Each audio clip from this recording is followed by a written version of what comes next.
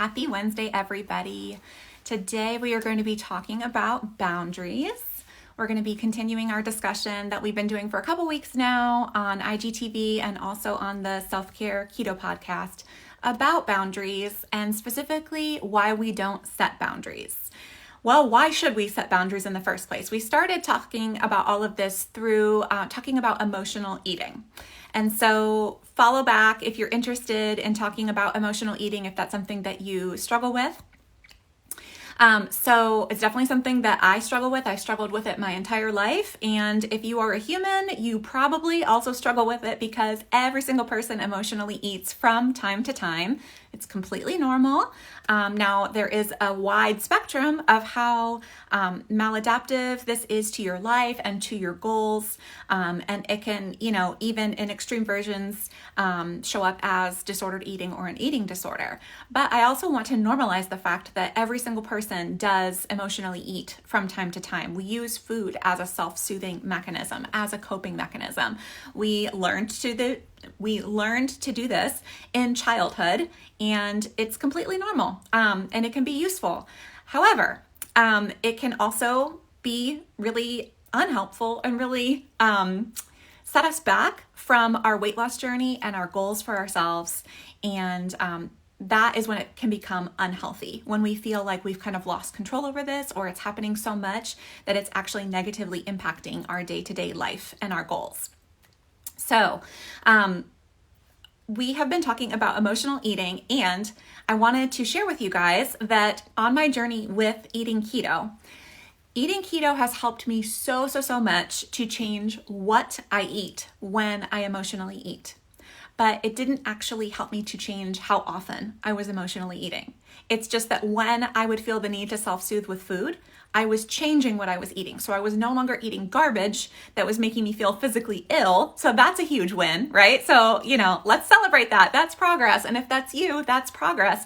And if you're still eating garbage, even though you're trying to do keto, that's the first step, right? Is just make that commitment to yourself. Like, okay, when I feel the need to emotionally eat, that's okay. That's normal. Everybody needs to, soothe themselves sometimes when they're in a negative emotional state. But can I make a promise to myself that I'm going to eat foods that bless my body even when that happens? I'm going to, have a keto treat, or I'm going to have some strawberries with peanut butter, or I'm going to have some dark chocolate, or I'm going to have something that still is not going to, just totally blow my goals. But at the same time, I know that I'm eating when I'm not hungry, and I'm going to give myself a little bit of grace. That's a great first step. And that's what I was able to do through eating keto, because it really gave me the physiological edge and the metabolic advantage here of I have the suppressed cravings. It's okay. I feel a lot more food freedom and a lot more control around food. I trusted myself to not just completely blow it and go off plan. But I was still using a lot of keto foods and keto treats to self-soothe when I felt the need to emotionally eat. Maybe you can identify with this. So I was not able to actually reduce my emotional eating. And I don't want to say eliminate emotional eating, because I think that's really unrealistic. That's not a goal that we should be shooting for, because it's an impossible goal, right? You can't say, I'm never going to do this again, but you can continue to make progress. So the only way that I was able to actually reduce my emotional eating was to start to do the mindset work that was really needed to get to the root of the problem. Why am I emotionally eating so much? Well, because I feel like crap a lot and food makes me feel better. Okay, well, why do I feel like crap a lot? Why am I angry all the time? Why am I frustrated? Why am I feeling guilty? Why am I feeling resentful? Why am I feeling exhausted? Whatever those negative emotions that you're continuing to feel right before you emotionally eat to self-soothe that, to numb that, let's go deeper. Let's do the mindset work here of what is triggering this? Is there anything that I can do differently? And so I have found that emotional eating usually boils down to one of two things, either an unmet need or an unset boundary. And sometimes it could be both. So we're talking about setting boundaries so that we can prevent ourselves from getting back into that same negative emotional space. We're taking personal responsibility and saying, okay, maybe this person is this way or whatever that it is, or maybe this situation is this way, whatever that it is, but what can I do? What do I actually have control over? And that is setting boundaries. So go back and listen to the previous episodes, but what are boundaries? What's the point of setting them up? So a boundary is a protective mechanism. It's something that helps you to stay safe, and it also helps you to enjoy your life more. So it's not just about protecting yourselves and holding yourselves in. You still want to show up for life. You still want to show up in relationships, of course. And as they say, love is a battlefield. Sometimes things are going to hurt, but that also doesn't mean that you need to be a doormat. You can speak up for yourself. You can make requests in the relationship. You're making requests and negotiations in any relationship in your life, whatever that is. So with your kids, with your partner, with your boss, friends, family, whatever that it is. So setting boundaries is practicing self-care, because a boundary allows you to love both you and me. Allows me to love both you and me. It's important. I don't love you to the detriment of myself. I don't love myself to the detriment of you. A boundary allows for both, and it allows you to show up authentically in relationships instead of just showing up in this fake version of, everything's okay, even though on the inside you're feeling resentful and angry and guilty and all of the things, right? So why we don't set boundaries though? So we don't do what we know we're supposed to do, right? If we knew how to do it, or we knew what was holding us back from doing it, then we'd be fine. We would already be past this. But there are things that are holding us back from doing it, and it's these lies we believe. It's these limiting beliefs. And so doing this mindset work allows us to get to the root of the problem. Like, okay, I'm constantly feeling this way. I'm constantly feeling this way because of this situation and the way that I keep showing up and the way that this other person keeps showing up. And that can be negotiated, but I'm not negotiating it because, okay. So a couple episodes back, we talked about the first reason why we don't set boundaries, and that's because we're in denial about the fact that nobody's coming to save us. We just keep hoping and wishing that the situation will change on its own. Maybe even if you're spiritual, you're asking God to please change the situation, but it's not changing. And so no one is coming in to do that for you. Nobody's coming in to speak up on your behalf, and nobody's coming in to save you. You can do that for yourself. But we're in denial about that. And so we keep pushing it down the field, hoping that it's magically going to change on its own, or that someone bigger than us or stronger than us, whoever that might be, is maybe going to come in and fix it for us. That's not going to happen. It's on you, babe. Like, you are in the driver's seat of your life, and you are the leading lady of your life. And so it's time for you to take that on for yourself. And then the second reason we're going to be talking about today. So that reason is that we believe that we need to save or change others, and we find our value in that. So I can't possibly set a boundary because this other person needs me. Or I can't change the situation because then this other person would not feel loved if I did that.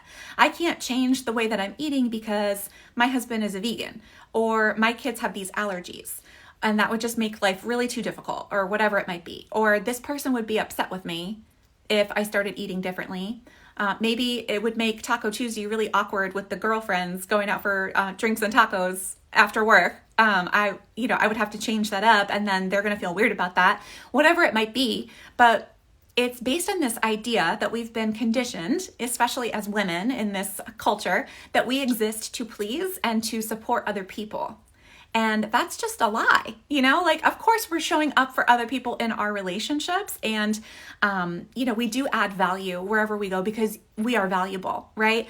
But our value doesn't lie strictly in pleasing other people and being so accommodating and conforming and twisting and contorting ourselves to the point where we are actually uncomfortable and resentful and upset about it, but we feel like we have to do it because then other people won't feel loved. Other people won't feel supported. Other people won't feel, basically other people aren't going to get what they want if I get what I want, right? Well, that's not true. That's actually not true. That's a lie that we believe, and we continue to self-sacrifice and turn ourselves into martyrs because we believe that that's what we're supposed to do as moms, as daughters, as sisters, as hard workers, as whatever it might be that we feel like we're trying to be. And so part of this is that, we feel like we're being a martyr because we also are being a savior in a way. And so in order to really help other people in our lives, it requires self-sacrifice, right? To the point where we actually feel uncomfortable, but that's okay because that's what love is. And so that's just not true. Like I said, a boundary allows me to love both you and me. And I can only love you to the extent that I show love to myself. I might be able to appease you, but that's not actually loving you. And that's not actually loving myself. Love is authentic. Love comes from a place of abundance, not a place of scarcity and fear. Like, oh, I'm afraid of displeasing you, so let me do this. That's not love, that's fear. So we think that we can save or change other people if we can just accommodate or change ourselves enough.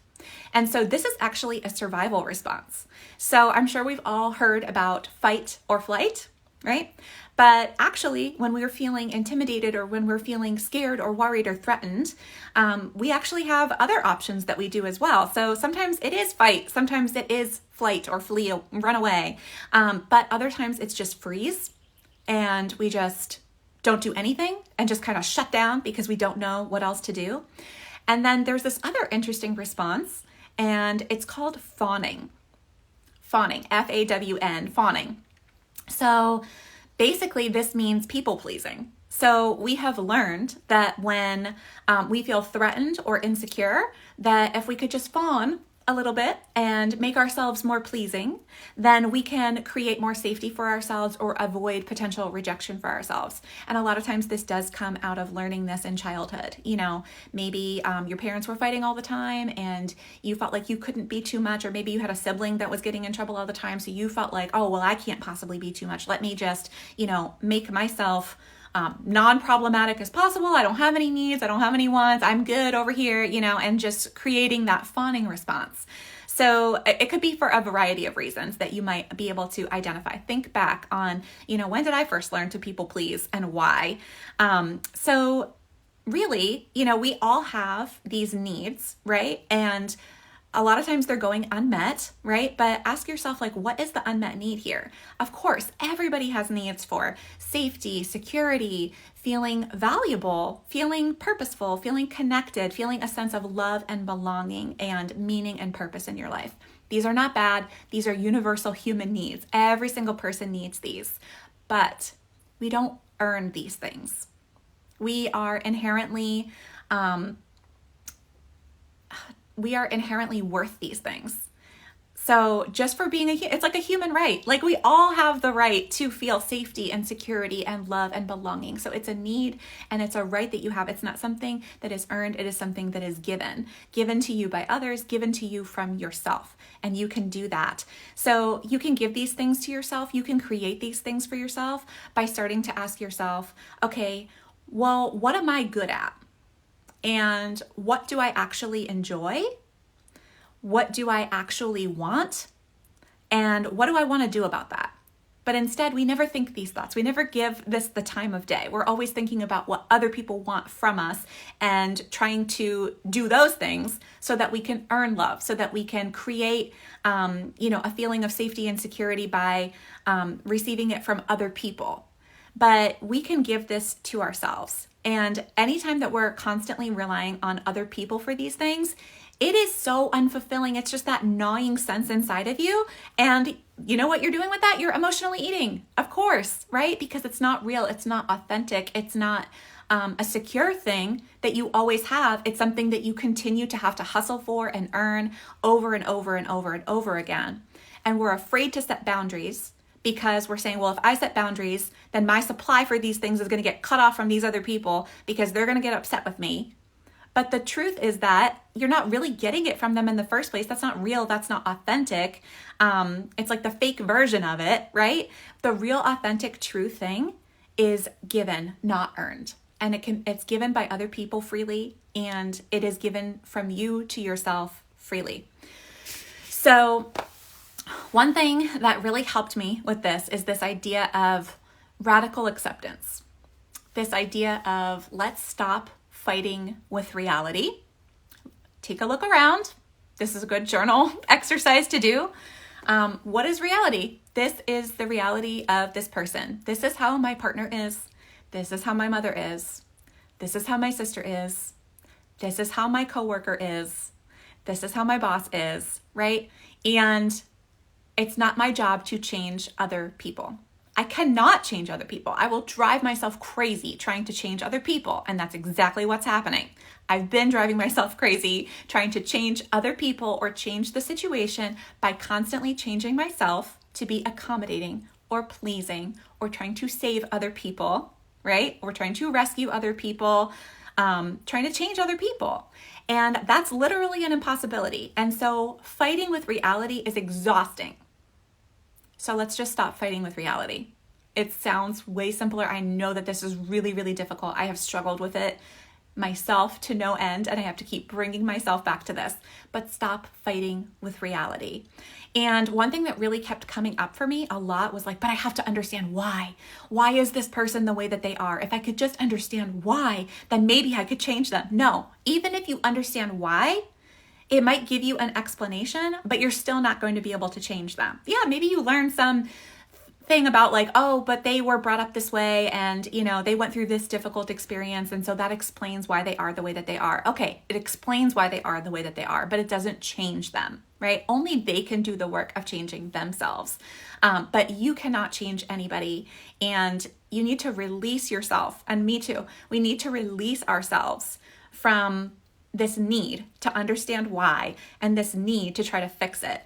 Let go of this idea that you could have done something different, or you should have done something different, and that would change the situation, or that would change this person. That's absolutely not true. So my job is to change me. That's it. Just change me. Change the way that I think about the situation, change the way that I show up for the situation, change how often I show up. So these are things that I can negotiate, and these are boundaries. But as long as I'm living in this fantasy world that I could potentially do anything that would change or save this person or change or save this situation, I'm fighting with reality, and I'm going to continue to feel disappointed. I'm going to continue to feel resentful. I'm going to continue to feel exhausted. I'm going to continue to self-soothe with food. So we just need to accept reality and change the way that we're showing up for that. I know it's so much easier said than done. Just know that you're not alone. I'm doing this work with myself too, constantly. I'm doing this work with my clients constantly. And so it's a lifelong journey, but we do make progress. And I have made so much progress in reducing my emotional eating by starting to do some of this mindset work of recognizing my unmet needs and my unset boundaries and what I can do to take responsibility for that. And the more that you practice, this is real self-care, guys. The more that you practice this real self-care, well, now you're on a journey of self-care. And when it comes time to emotionally eat, well, you've already been practicing so much self-care with this that it would feel out of alignment and untrue to yourself to now go abuse yourself with eating garbage, or now go, hurt yourself by setting yourself back from your goals and self-sabotaging. And so the more that you practice this self-care proactively, through setting boundaries and asking for your needs to be met and meeting those needs yourself in other ways, the less you are going to show up in that old version of yourself of just fear and scarcity and self-soothing and fighting with reality and numbing out and being in denial over and over and over again. So I want to share with you guys a quote from Glennon Doyle in her amazing book, Untamed. And she was sharing about this concept of, like, especially as women, that we feel this, pressure basically to be martyrs, because that's what love does. Love is self-sacrificial. And so she said, especially in her motherhood, that she felt this pressure. There were changes that she wanted to make in her life, but she felt like she couldn't because she was afraid of what it would do to her kids, that it would hurt her kids, afraid of what other people would say, afraid of people not feeling loved and supported, whatever that might be. So she said, mothers are not martyrs, they are models. Our children don't need us to save them. They need to see us save ourselves. And so whether you're a mom or not, think about the people in your life that you do really love. I know that this comes out of a real love for the people in your life. And, you think that the way to show them love or to best show up for them is to be a martyr, to be self-sacrificial, to, not set your boundaries. And that's okay as long as they feel loved. They don't need that. They don't need you to be a martyr. What they actually need is for you to be a model. Whether that's your kids, your spouse, your sister, your mom, whatever, people are always looking to you. You are setting an example. You can actually be a source of inspiration to this person when you take responsibility for yourself and you model the behavior that you are secretly wishing that they would be doing. You just show up for you. You are your responsibility. And when you do that, you actually are helping other people you're helping other people by helping yourself, because you're getting your needs met, you're keeping yourself safe, you're feeling more fulfilled, you are practicing self-care, you are practicing self-love, and other people will see that and they will be inspired by that. They might seem to not like it at first. Totally valid. It's gonna happen. People get upset when you set boundaries, but over time, they do come to respect you. I had this journey when I first started eating keto. My husband was mad. He didn't like it. And to his credit, I had already tried every fad diet over and over again, right? And I'm always doing something new, whatever. So, I'm not trying to make him look bad in this, but I did find a lot of resistance from him in the beginning. And I felt a lot of pressure to accommodate. I felt a lot of pressure of like, I should just give this up. This is not worth fighting about every day. I'm so sick of these, passive aggressive comments or whatever it might be, the eye rolling, the whatever. I was getting sick of it. And there were many times when I thought about giving it up, but I was feeling so much better in myself. And I just held my boundary, kept going, and results don't lie. I was losing the weight. I was feeling so much better. I was showing up differently in my marriage, happier, lighter, more free, and also showing up at work better, showing up in my friendships better, because I was finally taking care of myself. I wasn't budging on my boundaries. This is what I'm doing. This is my life. I have full control over what I put in my mouth. Nobody else gets to decide that for me. And I'm sick of twisting and accommodating and contorting because I'm worried about other people being upset by that. I'm worried about making it awkward, whatever it might be. And so I just kept showing up, and over time, I gained so much respect from him, and over time he was like, you don't have to make the mac and cheese for me. You don't have to make the pasta for me. You don't have to make the rice for me. So, now I'm just cooking keto foods. And even though he doesn't eat keto to this day, guys, he's supportive and respectful, and I don't have to cook a separate meal. This took a long time, but I'm just sharing with you an example. Also, all the people in my life seemed to be very concerned about me at the time. Like, this is a little crazy. How long are you really going to be doing this? You're really not going to eat, the food that mom made on Thanksgiving or whatever it might be. People get upset about these things at first. But over time, all of those people have come to me for advice when they started to want to eat keto, right? So this is just an example of specifically keto or the way that you're eating. But this really applies to all other boundaries in your life. Yes, people are weirded out by it at first. They might be upset about it. They might even be aggressive about it at first. But when you continue to hold your boundary, you are being a model, and people do come around over time. They respect you, and then they even look to you as a source of inspiration. You'll be amazed that people start asking you for advice because you're modeling it. So last thing, there's a quote from Liz Gilbert. She said, "There's no such thing as one-way liberation." Remember, a boundary allows me to love both you and me. So love is expansive. Love is, it's not scarcity, it's abundance. There's plenty to go around. There's liberation for me. There's liberation for you. I don't feel free and liberated at your expense, and vice versa. There's no such thing as one-way liberation. So when I choose liberation for myself, it also provides liberation to you through modeling. It gives other people permission to do the same thing. Other people will look around and be like, whoa, okay, I guess, if she can do that, then I can do that. Whether that's the way that I'm eating, whether that's the boundary that I'm setting, it really does work over time. It's very difficult in the beginning, but it is so worth it. So that is the second reason why we don't set boundaries. And it's because we mistakenly believe this lie that we need to save or change others, and we find our value in that. And so the solution is to, again, just stop fighting with reality. This is the way that it is. I can't change other people. I can only change myself. How do I want to show up? What do I really want? What am I good at? What kind of purpose do I want for myself? And what do I need to do to support myself in that purpose? Yeah, I need to take better care of myself. I need to show up for myself. And that doesn't mean that I no longer show up for others. It just means that I'm also showing up for myself, and I'm negotiating boundaries. I'm making requests in relationships. I'm saying, I'm going to show up differently. I'm going to think about this differently. I'm going to take care of myself differently. And that really does act as a model to other people. So don't be a martyr, be a model for other people. Next week, guys, we are going to be talking about the third reason why we don't set boundaries, and that's because we believe that it's selfish to set boundaries. So stay tuned for that. And actually, that's not going to be next week. It'll be the week after, because there will be no IGTV or episode of the podcast next Wednesday. I'm going to be going out of town, celebrating my anniversary with my husband. So, but I will be back with you guys the week after next. So thank you again so much for tuning in. Thank you for listening. Thank you for being in my community. I'm honored that anything that I, show up here to help you with, that you would find that helpful. I am a weight loss coach. Specifically for women, I help women lose weight with a keto diet and a self-care mindset. If you're interested in working with a coach, I am taking new one-on-one clients right now, and I have a variety of options. So I would love to talk with you and share with you a little bit more about coaching and help you see how you can reach your goals, and somebody just to come alongside of you in the journey, to believe in you, to hold you accountable, to give you that encouragement.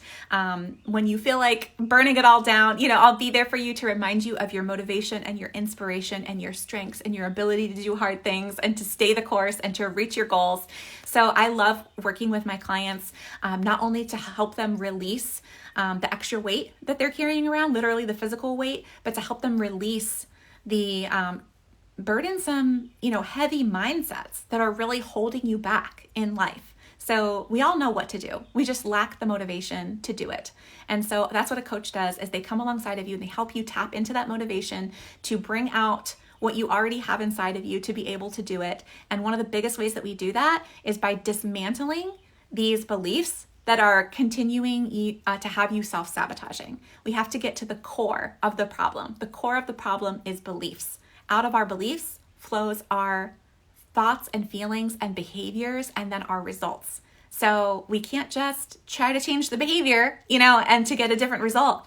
We've all done that a million times. Every time we start a diet, and by, Friday, we're done. We've fallen off. Or we try to start a New Year's resolution, and then by, January 15th, it's all over with, because we're just trying to change the behavior to get a different result. We didn't go deep enough down and change the belief. And when you change your beliefs, your behaviors flow out of alignment effortlessly. Let it be easy, and let it be joyful. And that's what this journey is really all about. It's not about a diet. It's not about just a means to an end. It's about starting the journey of taking care of yourself every single day for the rest of your life. And that's what I love to help my clients do. If you are interested, I offer a completely free curiosity call. We can talk for about 20 to 30 minutes over the phone, get to know each other, and I'll tell you about coaching options. But even if you choose not to move forward, you will still get some guidance and support and custom advice, free advice from me. I know it's very overwhelming out there with so much information about keto. There's some opposing views. It can be very confusing. I would love to just give you some free advice and serve you however I best can.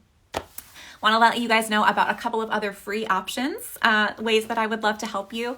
So I actually have a free Keto Kickstart PDF. It's a free guide that you can download to help you get started on your keto journey. It'll give you a little bit of information, and it actually gives you 47 amazing, delicious recipes to start you on your keto journey. So if you would like a copy of that, just send me a direct message over on Instagram or Facebook. I'm at the Keto Fit.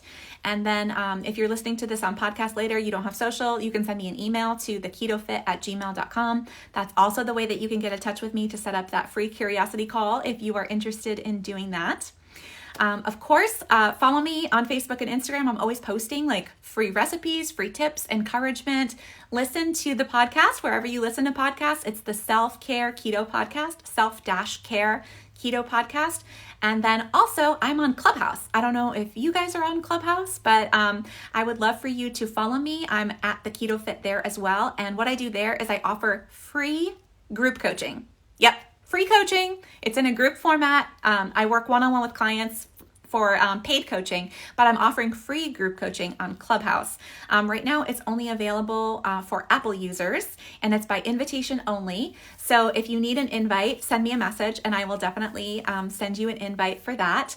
And this week, I'm going to be doing that today at noon Eastern Time. So come and join us for that if you'd like to participate in some free group coaching. It is not a lecture format like this. You guys have been listening to me talk, and I appreciate that, that you're getting some education and finding this helpful right now. But over on Clubhouse, the group coaching is not like this. I'm not doing the majority of the talking. You are. It's a great way to get to know other people and to have some keto Q&A and to really refocus all of our journeys from a self-care mindset. So come join us for that, and stay tuned on my social media for other dates and times that we're going to be doing the free group coaching on Clubhouse.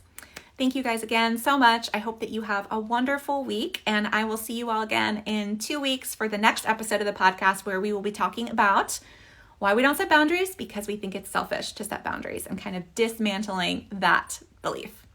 Thanks, guys. Have a great week.